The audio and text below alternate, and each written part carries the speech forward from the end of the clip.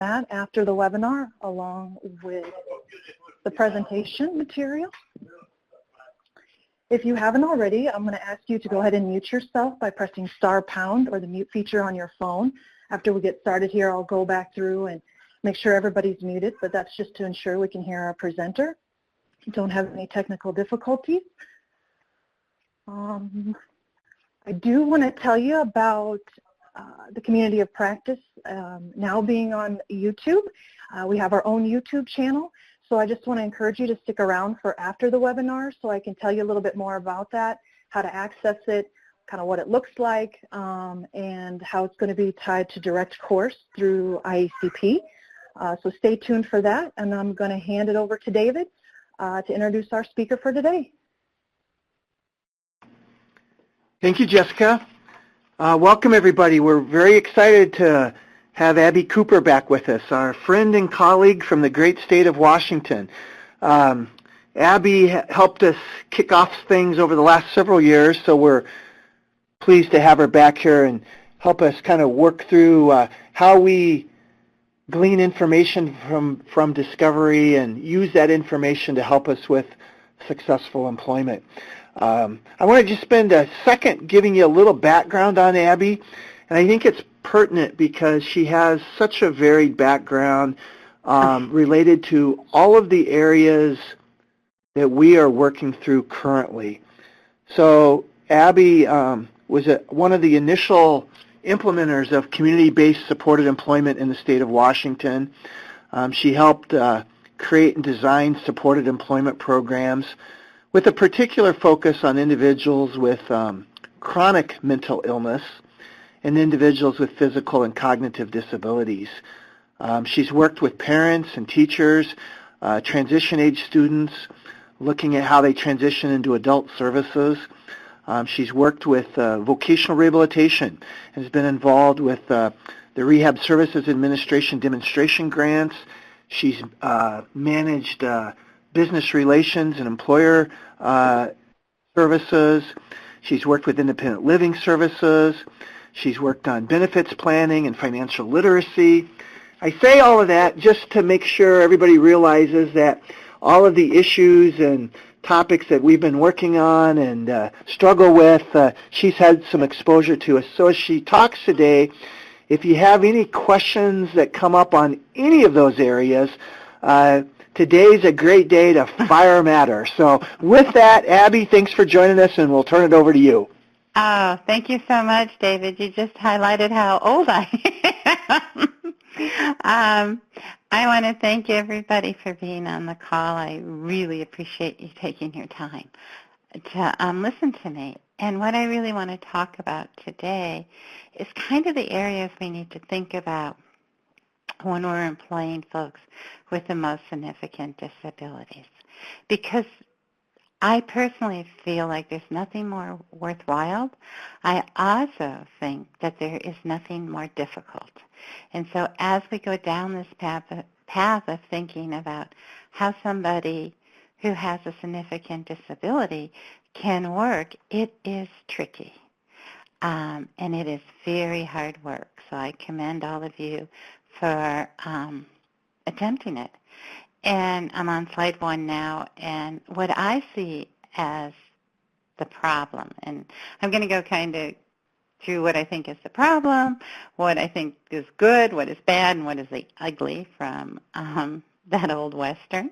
But the problem I see it is, as a field, our system structured to place people with mild disabilities or moderate disabilities, but we have not actually been expected to obtain employment for individuals who have limited physical ability, limited cognitive ability, have severe behavior problems. This is a new arena for most of us. And in obtaining employment for individuals who at first blush, all you see is their disabilities, you don't see their strengths, is really difficult. And in the last 10 years or so, we've implemented the strategy of discovery, which is a great strategy. But from my perspective, that's one piece of the puzzle. It's not the whole puzzle.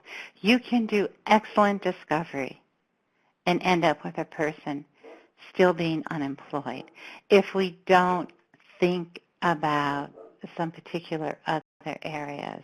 We've got to know our employers in our community, whether you're in an extremely rural community or whether you're in a big city. We've got to know our employers as well as we know our job seekers.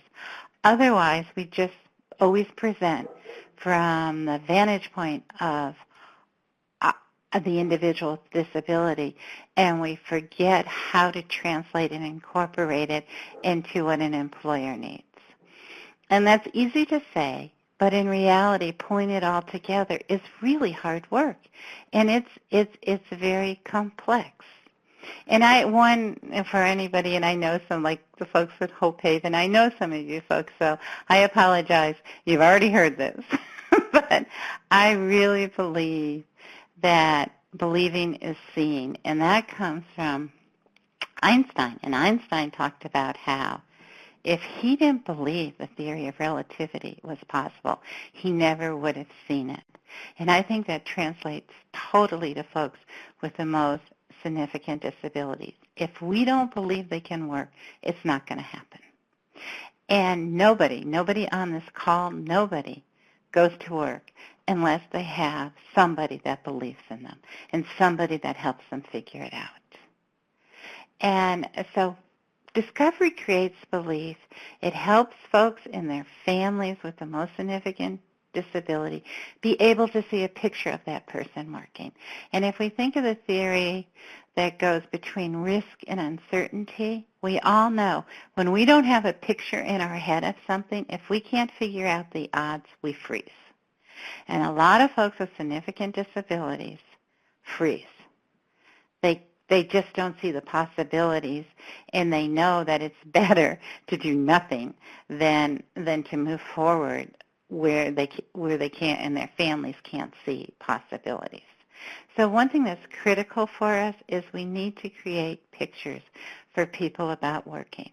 We need to have a picture in our head, and we need to help the individual and their family or the guardian have a picture in that person's head. And I mean kind of a pretty clear picture of them thinking about what are they doing? Who are they working with? What does the business look like? What time of day is it? To really help people think about that picture in their head of what work looks like. Most of us achieved that picture when we were relatively young. Most of us got our first job, or a lot of us got our first job in high school. Whether it was working at theater, whether it was babysitting, we learned the rules of work really young. If you have a person with the most significant disability, the reality is they didn't learn those rules. They don't know the deal. And so we have to paint the picture. Because if there's a picture there in your head, it's easier to move forward. So let's talk about what the good is right now as we move into this venture of helping people with the most significant disabilities obtain work. You know, we believe, I think everybody on this phone believes, that individuals with the most significant disabilities should work in integrative competitive employment. It's not lack of belief. We all believe that. Where the tricky part comes in is how do we achieve it? And we have some approaches in place that can help us with our goal. We have customized employment. We have assistive technology, which is amazing what is happening in assistive technology, I mean, let's just take something from the generic system. If we look at all the things that are happening with Google Glass and how Google Glass is currently working on apps for folks that are blind so that it can kind of direct them. Think if we extrapolate that a little bit. What would it look like if we used that technology and had Google Glass for folks that are on a work site and the job coach is not on the work site but can actually feed them information? So there's amazing technologies that's happening. There's also systematic instruction, and there's been a push in recent years to really help our job coaches understand how they teach. Which is critical when we start thinking about folks with the most significant disabilities, we've got to know how to teach the tasks. It can't be sloppy. It can't be, well, I'll go in and work that job for an hour and then know how I teach Abby. We've got to be very systematic in it. There's also a concept that's been around for a long time, which is natural supports. But there's more thinking in terms of natural support of how do you start that from the very beginning. What is the role of the job coach? Is the role of the job coach just to teach Abby? Or is the role of the job coach actually to teach the employer and coworkers so they can support their new worker? There's also WIOA. And WIOA, at least in my lifetime, is the most, as difficult as it is to implement, it's the first time that I have seen in our employment law the expectation that everyone will work. And so that's a really good thing. And I think on the other side of the good is we are trying, everybody on this phone is trying really hard to achieve that goal, that we have options for people with the most significant disability and integrative and competitive employment. I think the bad, although we want all these good things, we've got some things that are kind of barriers for us to achieve it. One is, I like stating the obvious, but one is just we've got a long way to go to achieve that goal. And frequently, we all know this, frequently we take, a couple steps backwards. We take a couple steps forward and then we take one step backwards. And our data nationally is kind of scary because we are placing less people now than we did 20 years ago. And not to mention that from every corner there is resistance. So we have this goal that we want to achieve, but we all know there's resistance from families because they just don't see it. There's some resistance from our colleagues that believe this is not the approach and people should have the option of community integration versus employment. In my state, which has been a relative leader in community employment, in particular integrated competitive employment, there is currently resistance from a large group of parents that have become very political, that they don't want their kids to work. They want their kids to be taken care of all day, and they want them in community integration. So we're well aware, and part of that is the fault of our system. I mean, that's the bad. We have rested on the fact that if we get somebody a job for 5 hours a day, that's enough. And we haven't really pushed it. So we know there's resistance. We also know that the model of job coaching, where the job coach is there all the time with a person teaching them, is one we can't afford. We know that reimbursement rates do not cover, however lucrative your reimbursement rates are in your state, we know that reimbursement rates do not cover individuals with the most significant disabilities. So we've got to kind of think about our model and how we provide what we want to provide with the limited resource that exists in our world today.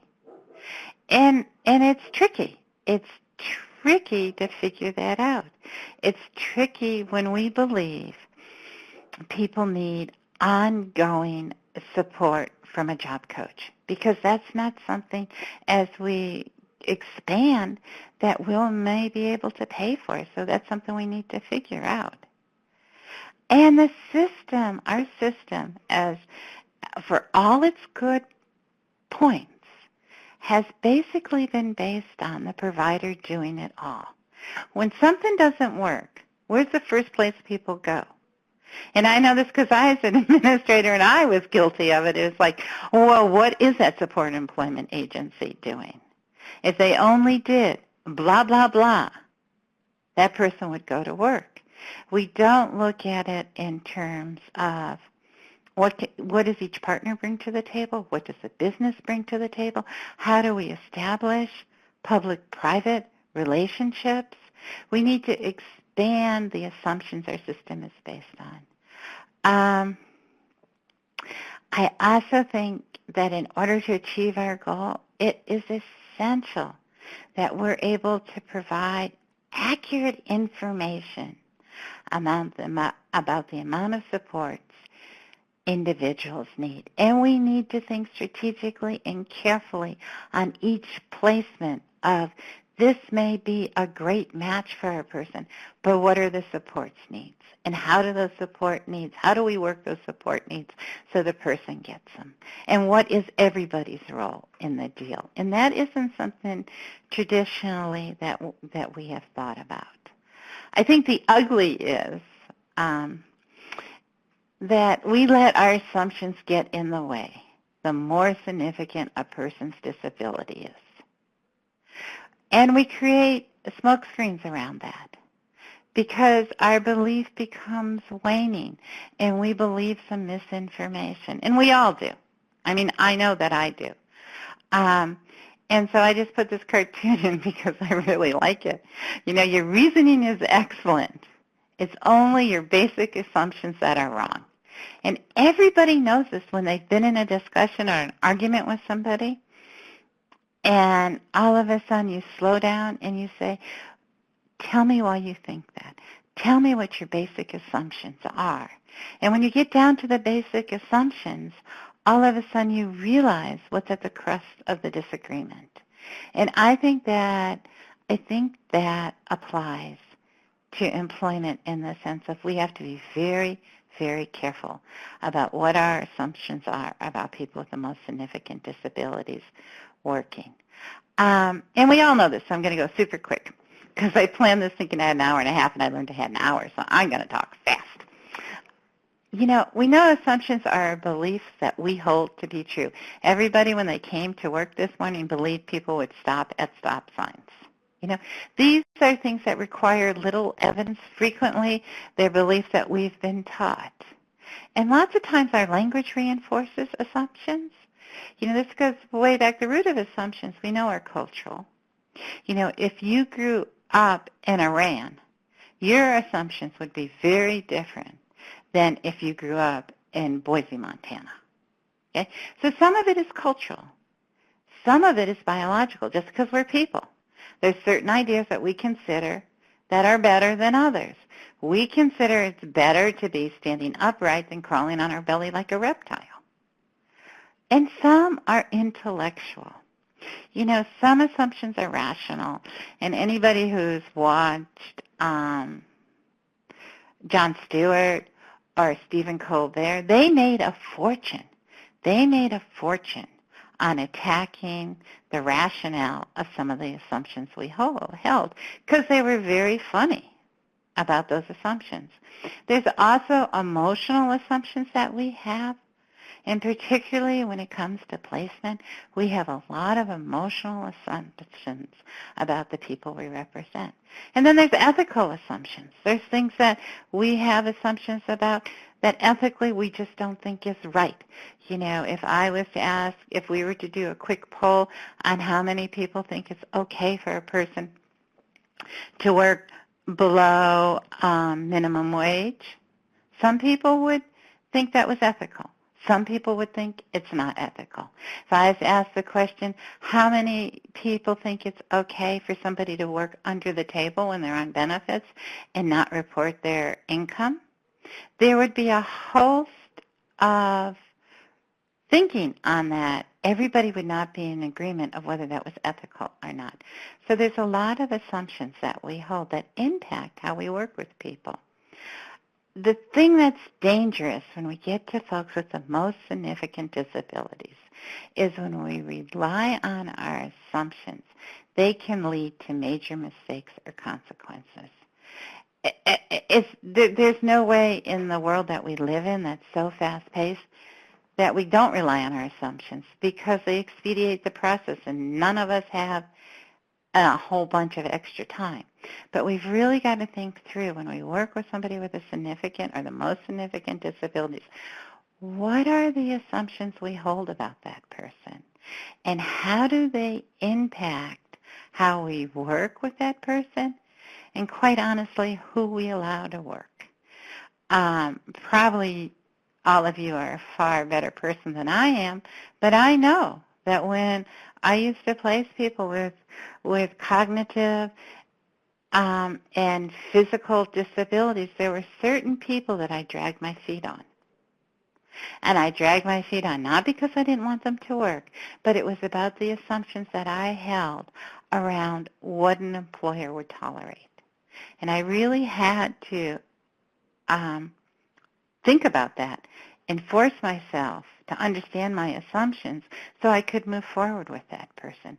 So there's people that we prevent from working due to our own assumptions. So when we think about assumptions, if you can hold them at bay, and if you can, whether you do customized employment or not, if you can pull some of the strategies from discovery, it will help you. If you can interview people who know the job seeker well and can speak positively of the job seeker, it makes a difference. If you can do observation of that person, because we learn a lot from observation. And if you can spend time with the job seeker, all of a sudden you start to, a positive image or a thread develops where you see possibilities. And quite honestly, you cannot place anybody if you don't see possibilities. So if we use that strategy, it can lead to things a person is motivated to do. And I just, once again, I threw in this cartoon because I like it. You know, on the upside, at least Rob had completely forgotten about his fear of elevators. And it's not saying that you only look at the positive. Anybody that does discovery knows you have to have a full picture of a person. So you've got to know what are the areas they're going to need support on due to the impact of their disability. Whoops, sorry. So this is what we must know when we work with somebody with the most significant disabilities. If you don't know what tasks that person can do for pay and wants to do for pay, then you cannot place them. You have to know that. You also have to know their conditions. And from conditions, they're a deal breaker. So a condition is something rather than saying we're going to provide support and training around this person who has, Abby has poor interactions with men, and she can't, and so we're going to have a little behavioral program because she's inappropriate. A condition would be Abby needs to work in a mostly female environment. Or if Abby is an eloper, the condition is Abby needs to work in an environment where her coworkers pay attention and cue her if it looks like she's going for the door. We need to think of it in terms of what does a person have to have from an environment to be successful. We got to know when a person's at his or her best. We've got to know the hours a person wants to work, but I would suggest with hours that we've also got to have a system where maybe a person can, due to duration, due to therapy, due to a lot of complexities, they can only start working at 4 hours a week. But we've got to have a plan for that person on how we increase hours for them. We cannot be satisfied in too many places. We're satisfied with people working, I'm sure it's not happening in your state, with people working 3 hours a week. We don't start having conversations of what would it take. How do we expand this person's hours? We've got to know what supports they need, whether it's physical, whether it's personal care, whether it's AT, and what type of natural support will they relate best to. We got to know transportation.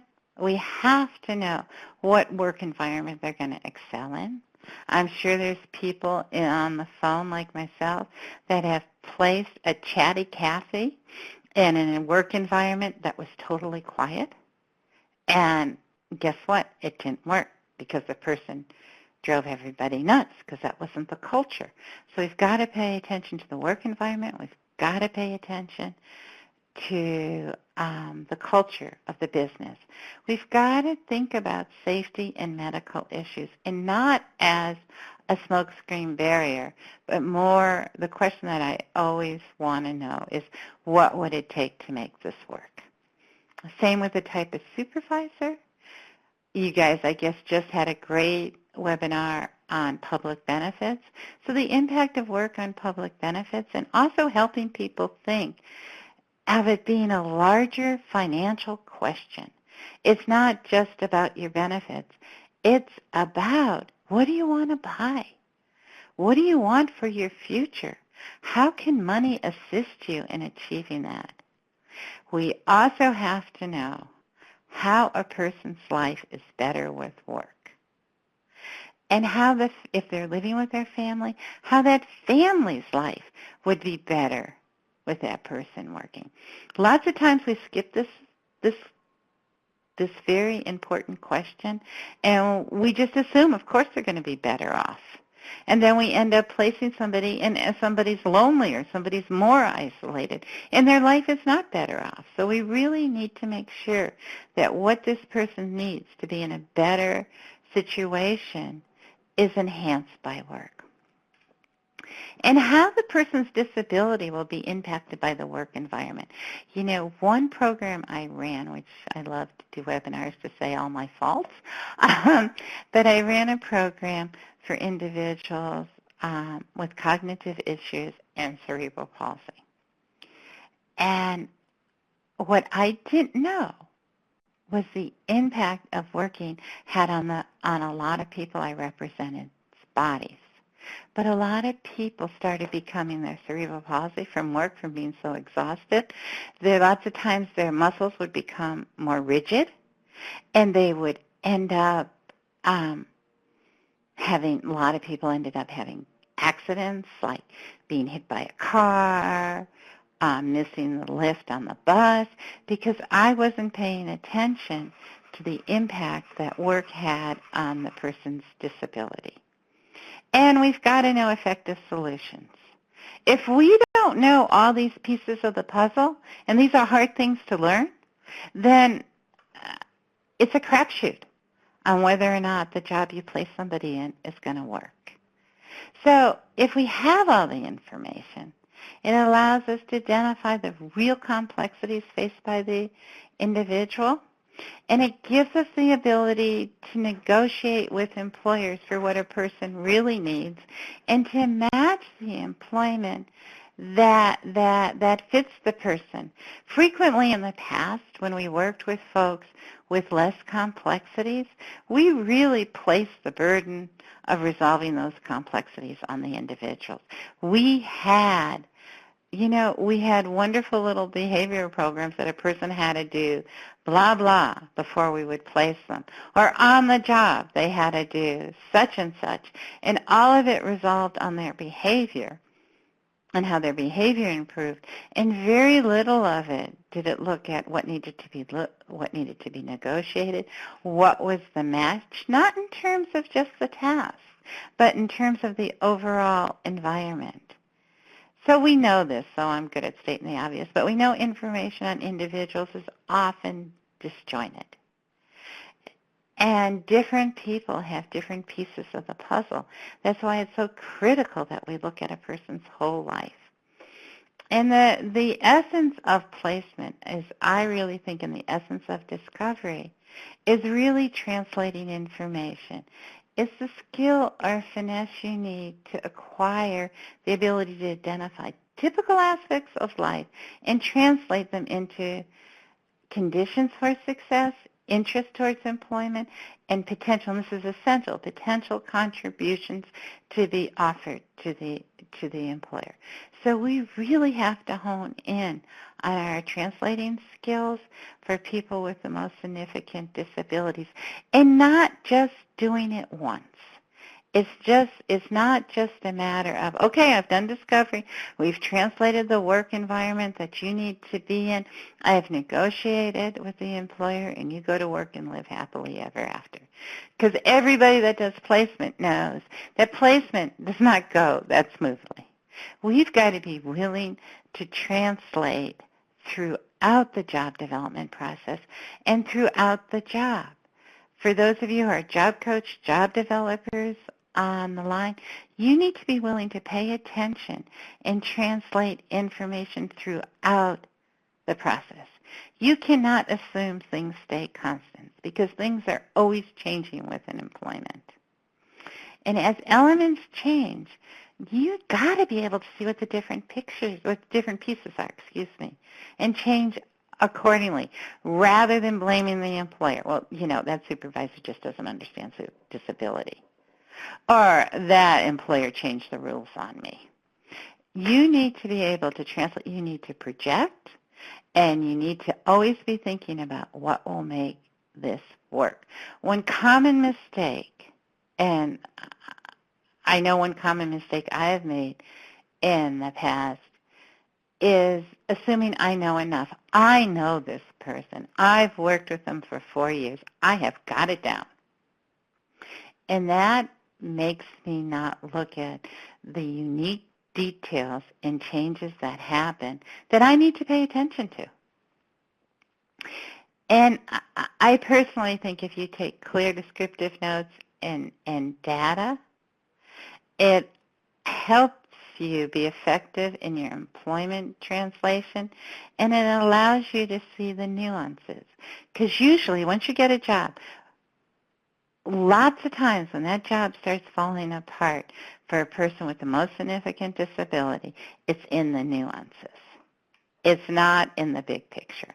So you got to pay attention to that. So when we're translating, when we're constantly translating, we want to make sure that we know how we're framing the person's condition. What do they need to be successful? What do they need to be successful after they've been on the job for 6 months, as opposed to what they needed when they first started? And what do they need to be successful with their coworkers, with their employers? How are you going to finesse that and pay attention to it? And I think it's critical that we really look at, and I personally kind of like to look at this. I'm going to talk about a strategic plan, but I like to look at this before a person even goes to work. So I've done a job analysis. I have an interested employer. I want to know what that job would look like if my person got systematic instruction in doing the job. How could technology or assistive technology help that person be more independent? What type of natural supports are really going to work for that person?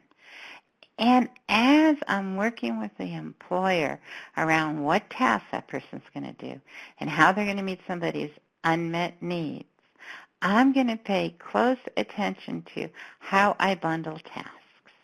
Are 80% of those tasks a slam dunk for the person? They can do with limited support or with natural support, and only 20% are going to require additional supports for a job coach.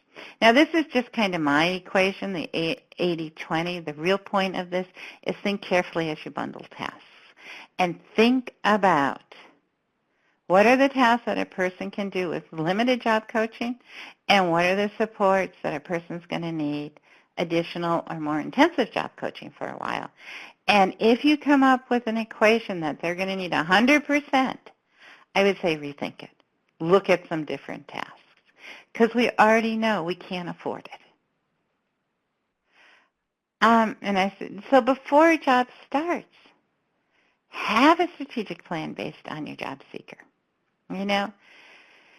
If you include natural supports from day one, what do you need to know? And critically, what do you need to provide the employer? Did that discussion happen in job development? Because we know in job development, everything you say lays the foundation for the next step. And if you're an agency where one person job develops and another person comes in to do job coaching, and you're working with people with the most significant disability, if your job developer in his spiel or her spiel says, well, we have job coaches that come in, and they'll provide the training and support, so your staff won't have to worry about it. And then you come in as a job coach and say, let's talk about natural supports. All of a sudden, the employer feels like you've done a bait and switch. So really think about it from day one. Think about it in your job development and think about it as the person starts. And if we do that, how do those expectations change what you negotiate with an employer for your person? The other critical thing that I think is essential before somebody starts a job, as a job coach, as a job developer, do you know how to clearly explain what the employer needs to provide for the job to be successful? Can you clearly tell an employer why he or she needs to provide this particular support for your individual? Frequently we whitewash that. We are so good at sharing the good information. We are relatively stinky at sharing the information that's going to take some negotiation. And why? Because we want to hide stuff? No, because we're afraid we'll lose the placement. But if we don't explain this clearly, then we are setting our person up and we are setting the employer up. The other thing is sometimes we have this misconception that employers aren't going to like our people as much as we like them. And that's just erroneous. So make sure that you can clearly explain what you need from the employer for this to be successful. Because if they're hiring, it's to their benefit to know.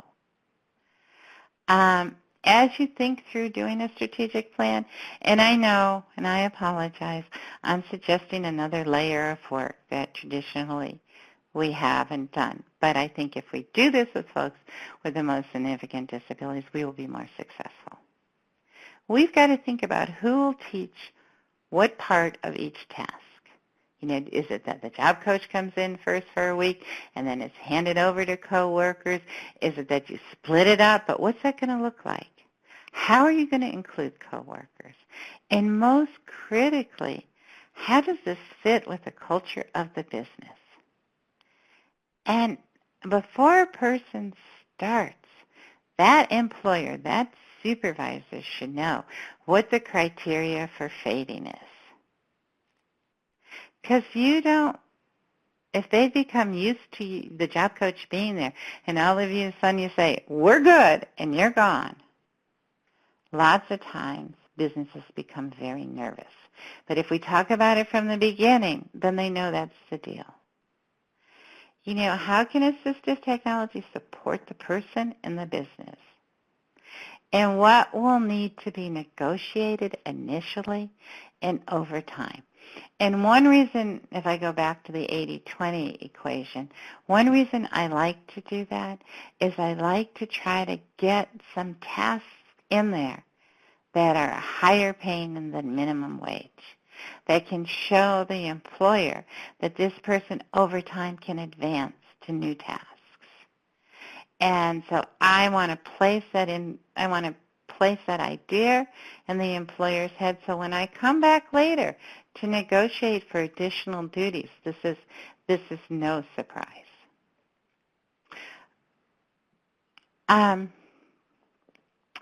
I think that frequently we are really afraid to ask for what is needed because we're so afraid. We don't trust our employers, and if we know our employers, we can start trusting them. We don't trust that they'll say yes if they really knew what was involved. So you got to know, you got to be crystal clear how your job seekers' contributions will meet your employer's bottom line. You got to be able to highlight that to the employer. And if you know that, then asking for what you need for success all of a sudden becomes a lot easier. If you don't know that answer to that question, the job seeker should not be working that job because we all know if you don't know the answer to that question, you just got a charity job. And a charity job, there isn't anybody on the line that doesn't know a charity job doesn't last.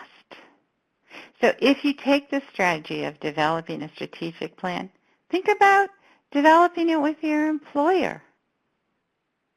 It builds success. It's also that employer knows his or her business better than you ever will. They know the unexpected consequences of a suggested idea. They know what won't work. They know what will work. So use their expertise. You don't have to be an expert on everything. Whoops, sorry. My big pet peeve is we spend a lot of time understanding the job seeker, and I believe that's critical. But we make all kinds of assumptions about business. We do a little bit of research on business. Maybe we spend an hour, 2 hours, and we think we got it down because we've worked in one restaurant. We know all restaurants. You better be sure you understand your businesses and the businesses you work with. And you've got to think strategically. What are going to be the points of resistance, and how do you address them? You also got to know, why is the employer working with you? And a long time ago, I did a survey of every employer we ever worked with when I was running a supported employment agency. And I thought they were going to come back that they worked with us because we were so cool, because we did such a great job, because we were great salespeople. It came back with almost everyone that answered us said, this is something we always wanted to do. You just provided us with an opportunity. So realize a lot of the employers you're working with, you're just providing them with an avenue. They've already decided before you went in and gave your great spiel. One question for you to think about in your agencies, if you do customized employment, is the same person that's doing discovery, doing job developing, and are they providing the supports on the job? Lots of times it's different folks. So if it's different folks, I would highly recommend that agencies really look at how information is shared, particularly the strategies and the good information, and communicate it effectively to each other. I would also highly recommend, at what point does your job coach come in? I think your job coach should come in before a job started. There should be an introduction to the employer and the job coach before the job starts, and the job coach should explain their role and how they do it. It just makes good sense. People are far more receptive when they know the deal and when they know the people that are coming into their business, not just all of a sudden the job coach shows up on day one. Okay, we're going to super quick here so there's time for questions. Your job also, particularly with folks with the most significant disabilities, if we keep an open mind, is to know what the deal is when things aren't working. And if you're sitting down with an employer and things don't work, which sometimes that happens, kick out all those assumptions you have in your head. Focus on what the employer is saying. Ask questions so you understand. Reflect back what they're saying. Don't get emotional and defensive about supporting and protecting your job seeker, because then you don't hear what they're saying. You're kind of either forming a rebuttal in your mind, or you're not actually hearing what's being said. And don't jump to solutions before you understand. Because if you jump to solutions before you understand, frequently you're presenting a solution that's not going to work. And always pay attention to your speaker's body language. If you're working with an employer where things aren't working, I totally want to know his or her body language. I'm going to pay attention to it because I want to know how frustrated they are and how that's going to impact what they're saying and how I can help them kind of problem solve this through. Okay, you're not going to do this, but I just want to throw this in for you in terms of negotiation. This is a tool from the dispute resolution, and a few of us get training on negotiations, but once you start working with folks with the most significant disabilities in employment, you got to have good negotiation skills. So you got to think in your head before you negotiate. You got to be able to identify your needs. You got to prepare how you'll ask for them.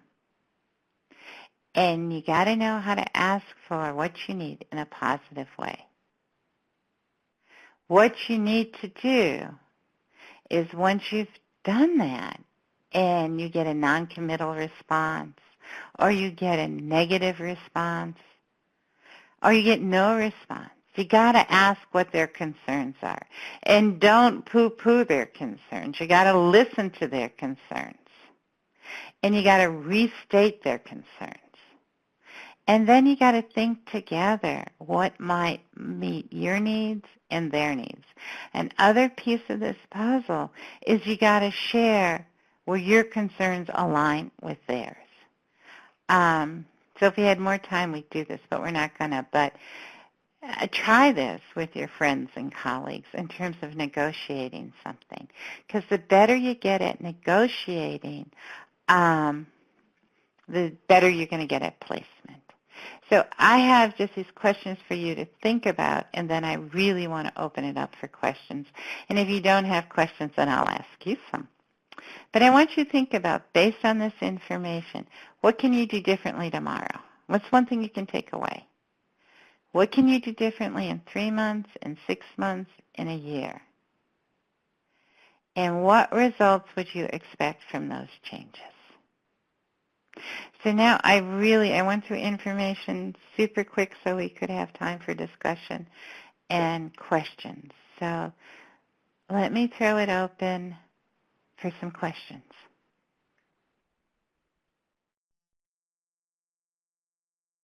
You're not going to get off the line quicker if you don't ask questions.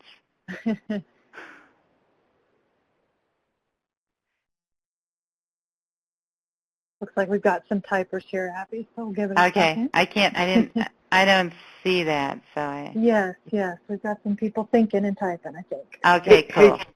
Hey Jess, this is Dave, and I'm having trouble accessing the computer screen, so I'm going to let you transpose the questions if you wouldn't mind.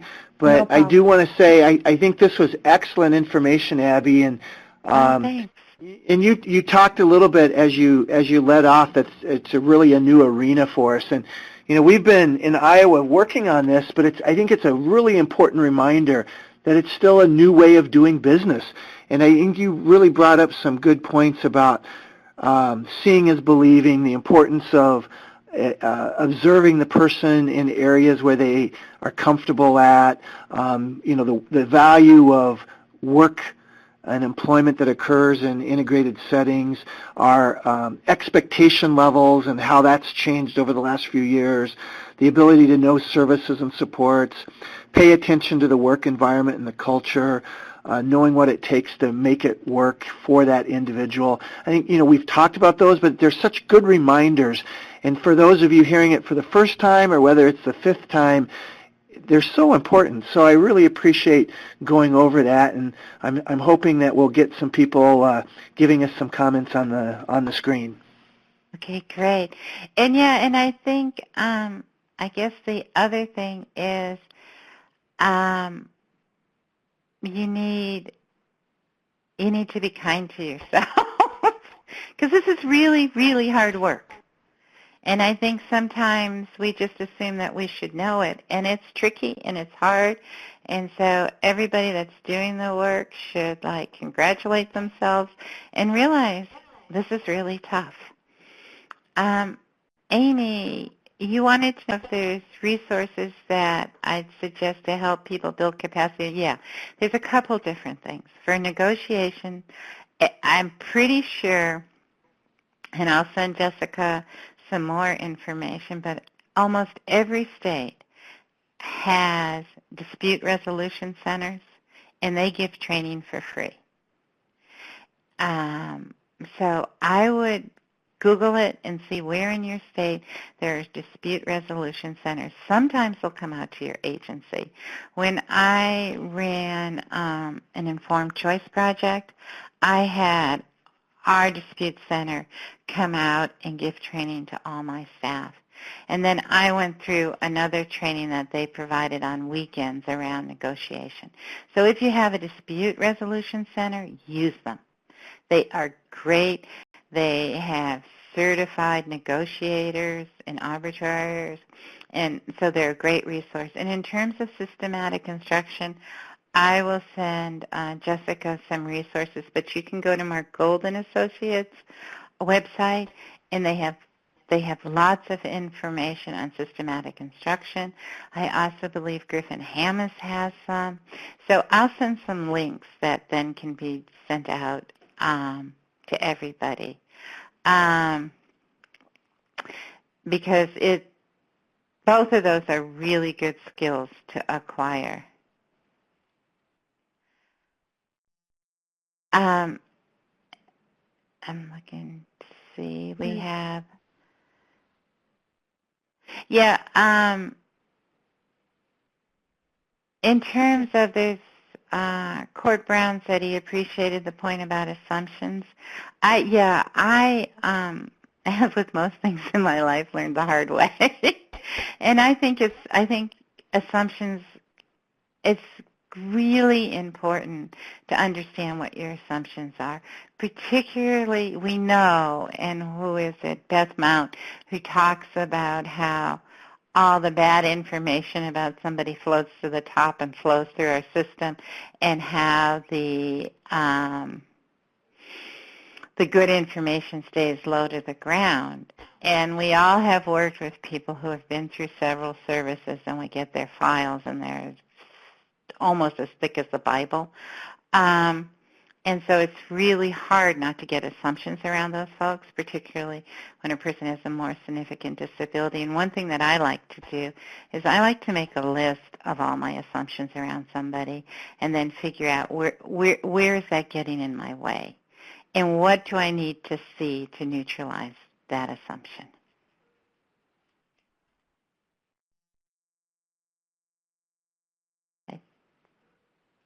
Whoops.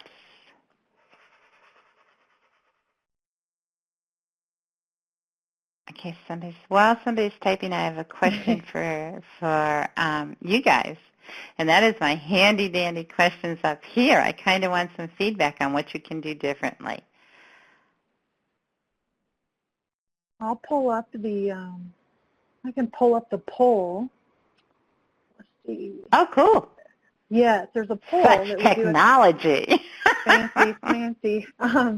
This is one of our questions, what are some of your takeaways from today's webinar? So folks can obviously kind of craft that to your questions and can maybe answer that. Or Eve, you can just do what are your takeaways, and we can discuss that. Yeah. Let's see. Jan and Joe, we really appreciated the comments on negotiation and translation. Hadn't thought about those. Let's see. Brianna, reframing setbacks as conditions is genius. I think it'd be valuable to teach job seekers themselves to be able to frame things in such a way. I feel can I just respond to that? Absolutely. Oh, it is, if you have somebody, Brianna, that is verbal, it is so much fun to help them learn how to reframe their conditions. And it is so empowering to them that it's a great exercise with folks. So I would highly recommend that. Let's see. And then the second part is, I still feel as though we have some population to serve that can be more active in their job seeking. How are they coached, educated, and empowered to do so within the existing programming? Well, I think one thing is the exercise we just talked about is helping people reframe things. Another thing that I like to do is if somebody has a past work experience, I like to take a great big piece of paper and say, okay, let's go through your past work experience. Don't tell me your job. Tell me what the tasks were that you like to do. And I get a list of all the tasks somebody thought they were good at. And then I have them think about and look in their neighborhood, what employers do they think might have those tasks to perform? The other thing is sometimes I work with people and give them a script and help them, once they've done that, is go on an informational interview. So I think there's lots of things we can do to help people kind of take responsibility in their job search as opposed to just thinking, oh, you have some jobs in your drawer, so just pull it out and give it to me. So those are some techniques that I have found to be really successful.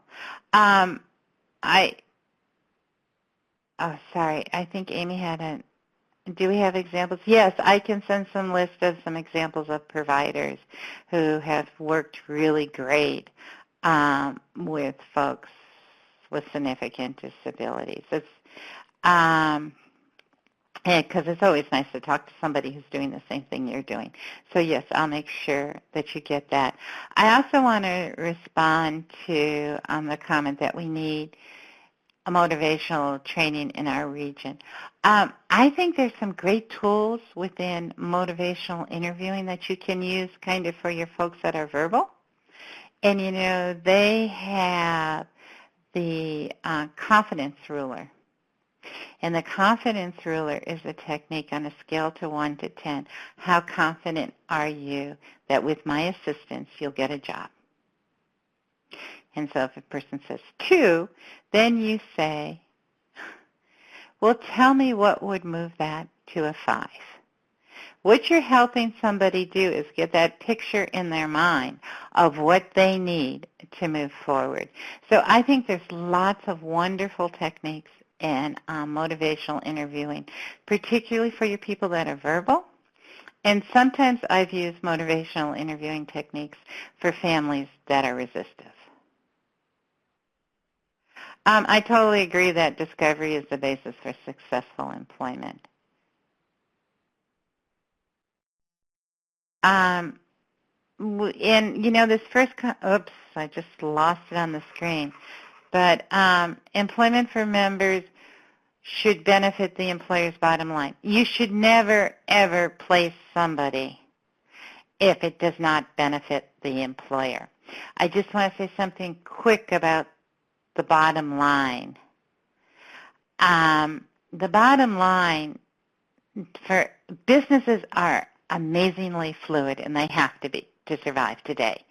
And what one employer's bottom line is totally different than what another employer's is.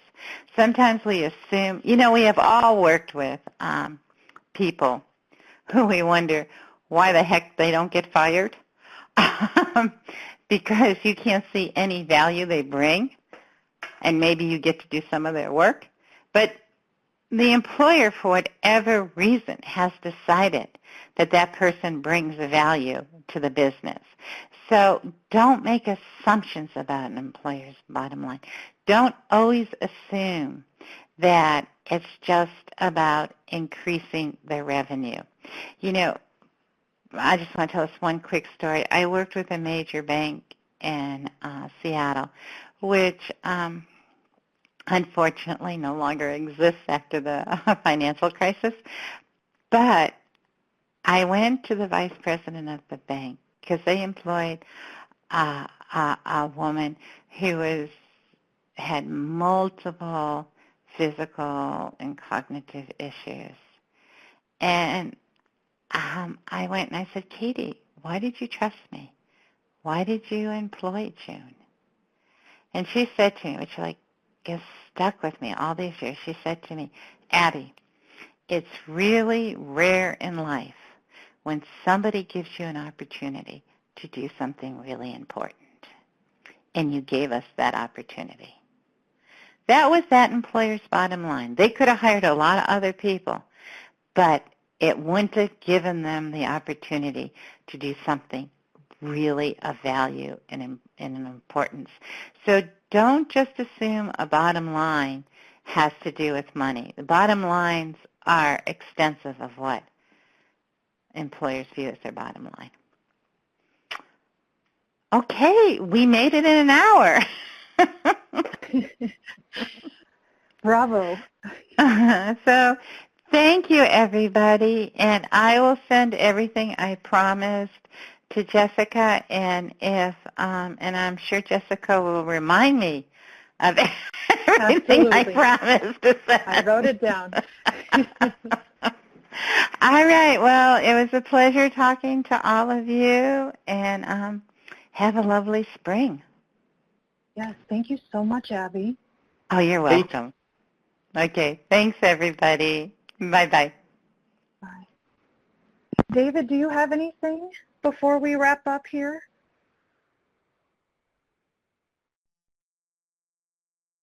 Oh, I might have lost David. Well, thanks again, everybody, for joining us today. We appreciate your time. Abby's presentation is there in the lower left-hand corner, along with our schedule for 2017. In case you didn't get that, please answer the poll questions if you haven't. I also wanted to tell you about some change here with the Community of Practice archive. We've placed the archive on a YouTube channel now, which is super exciting. I want to show you how to access that real quick.